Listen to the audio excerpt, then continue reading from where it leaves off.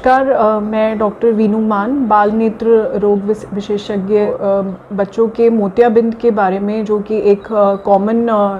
आई problem है बच्चों में और जिसको हम बहुत जल्दी पहचान नहीं पाते हैं, उसके बारे में आपको कुछ जानकारी देना चाहती हूँ। हमारे देश में वैसे तो मोतियाबिंद बड़ों में और बच्चों में दोनों में पाया जाता है, लेकिन हम बड़ों के मोतियाबिंद को लेकर तो जानकारी रखते हैं, लेकिन बच्चों के मोतियाबिंद के बारे में जानकारी के लिए अभी अभाव है। इस वजह से जो काफ़ी बच्चे होते हैं जो कि इस बीमारी के साथ पैदा होते हैं, जिसे हम पैदाइशी मोतियाबिंद कहते हैं या कंजेनाइटल कैटरेक्ट कहते हैं,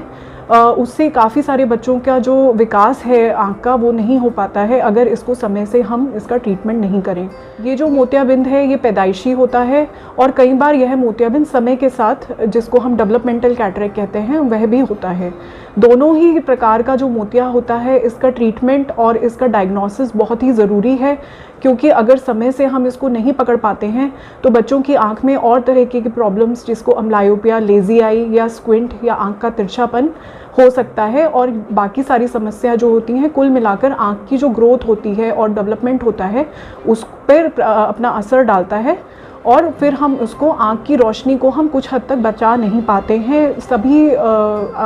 ट्रीटमेंट करने के बावजूद। तो जो भी ये ट्रीटमेंट है बच्चों में वो बहुत जल्दी होना आवश्यक है। इसके लिए बाल नेत्र रोग विशेषज्ञ को दिखाना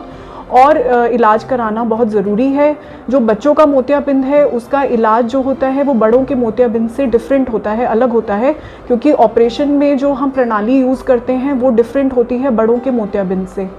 और बच्चों के मोतियाबिंद में ऑपरेशन ही एक साधन है जिससे हम आँख की रोशनी बचा सकते हैं। ऑपरेशन के दौरान हम आँख में लेंस डालते हैं जिससे कि बच्चों की आँख की रोशनी वापस आती है। ऑपरेशन के बाद बच्चों को आँख में चश्मा पहनना पड़ता है और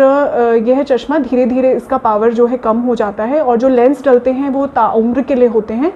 उसके बावजूद अगर आँख में कोई रोशनी में कमी रहती है या तिरछापन रहता है, उसके लिए हम रिहैबिलिटेशन करते हैं, या तो पट्टी के फॉर्म में, जिसको हम पैचिंग थेरेपी कहते हैं, या हम तिरछेपन का ऑपरेशन करके आँख को सीधा कर सकते हैं।